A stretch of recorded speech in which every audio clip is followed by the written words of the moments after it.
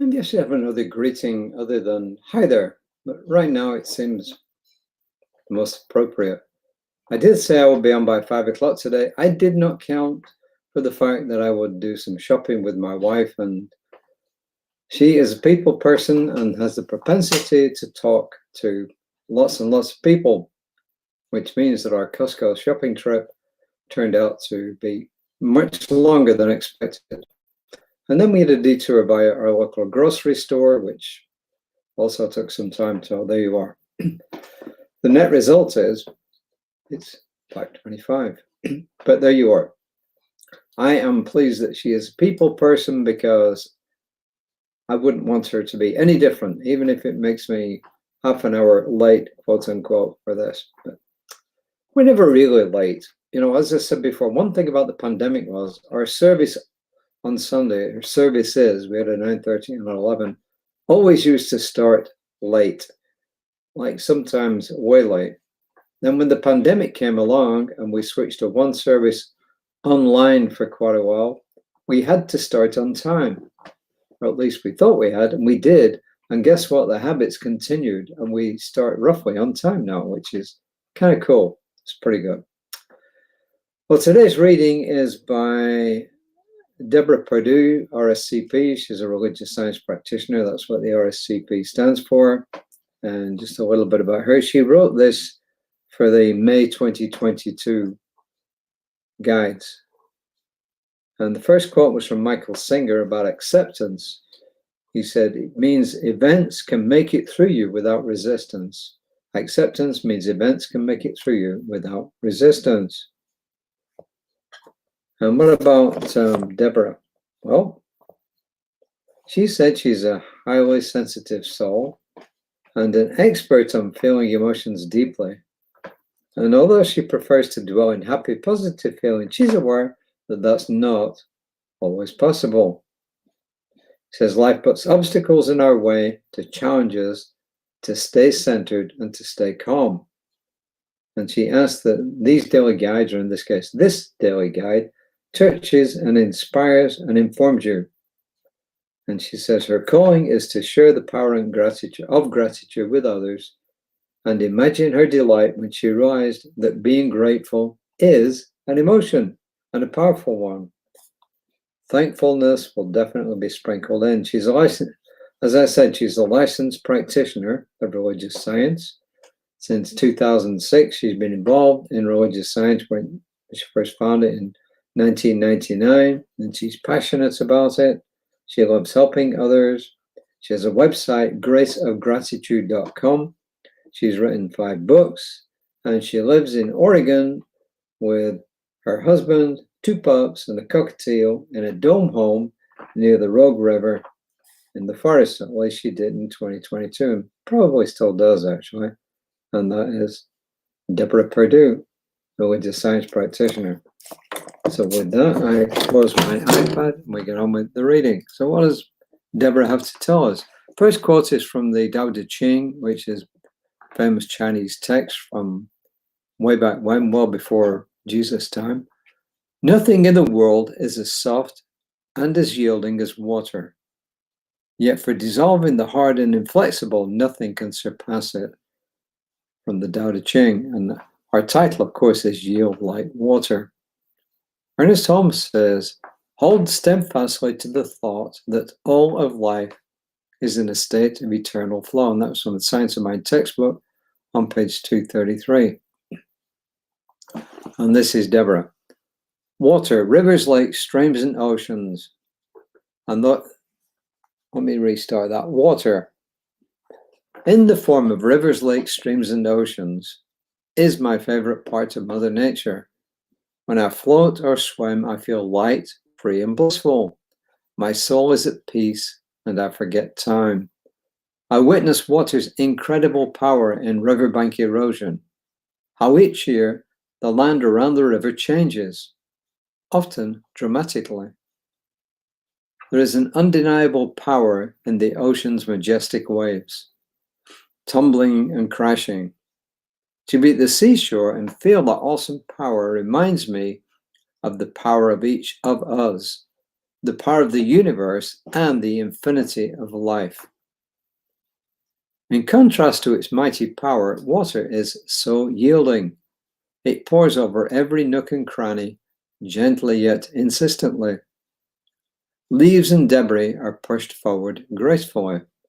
Water flows on and quietly persists. Another incredible quality of water is its ability to shape shift from ice to liquid to steam.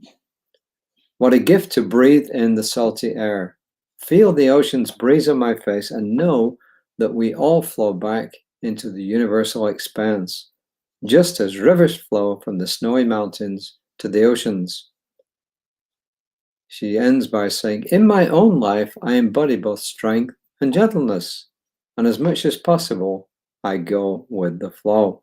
As I said, that was published in May of 2022. And it's a pretty good analogy, don't you think, about water? And water is also an odd substance. It's one of the few substances that most substances, when they go from solid to liquid to steam, actually get bigger. So the liquid form is bigger than the solid form, and the steam is bigger than the liquid form. But water is different. Ice actually has got a bigger volume than liquid, which is kind of wacky. And of course, steam's got a much bigger volume, but it's one of, if not the only substance that actually gets bigger when it's frozen than when it's in a liquid form. So it's kind of wacky. Got really nothing to do with what she's trying to tell us today. So what's she trying to tell us today? She's trying to tell us to be flexible in life. That when you've heard the old expression, what you resist persists. So her message today really is to go with the flow. And you know how they teach you, or at least I learned a little bit of martial arts when I was a kid. You know, I learned judo a little bit, not a lot, when I was a kid. But the one lesson I remember firsthand was you use your opponent's strength against them. So you go with the flow. So you don't push back against your opponent. You actually yield, and then you use their flow to actually move them past you. So you actually use their energy against them by going with their flow, which is always kind of cool. I think it's a pretty easy lesson, right? I don't think there's anything dramatically hard about saying go with the flow. It's one of those things that's simple, but it's not easy, right? I mean, it's very easy to say go with the flow when all you know what is breaking loose. It's really hard. If somebody is really pushing against you, it's really hard not to push back. But my wife and I have found one thing, and I forget where she found it from. It might have been Wendar, I'm not sure. Well, two things actually. One was the great expression, you could be right. So if somebody's arguing with her and she doesn't want to argue back, she goes by the flow by saying, you could be right. Of course, the person who's making the forceful argument thinks you're agreeing with them, but you're not. You're simply saying, you could be right. But it also equally implies you could be wrong. So that's one way of going with the flow. And the other one is in your mind to go with the flow is if somebody is denigrating you or saying things with which you don't agree, you can just simply say to yourself, what you think about me is none of my business. I don't recommend saying it out loud because it might make the situation even worse. But when you say that to yourself, what you think about me is none of my business, it really takes the pressure off you and it puts it back where it belongs, on them. Because let's face it, how someone reacts to a situation has got nothing to do with you. Even if they're right and they get really upset, it has nothing to do with you. Their reaction or their opinion is up to them. I mean, it really is. It's like this. we can all look at a piece of art, say a famous painting, like, for instance, the Mona Lisa, or one of Vincent van Gogh's wonderful paintings, Starry Night, for instance, and we all see something different in it. We don't all see the same thing. We all have a different opinion about lots and lots of different things. So when you can start going with the flow, and right now at this juncture in history where we're coming up to a major presidential and national election, it's a good thing, I think, to start going with the flow. We're not asking anybody to agree with things with which they don't agree. But there are ways and means of saying this. And as I said, you can just go with the flow in your own mind and just say to somebody, well, that's not the way I would think, but you could be right.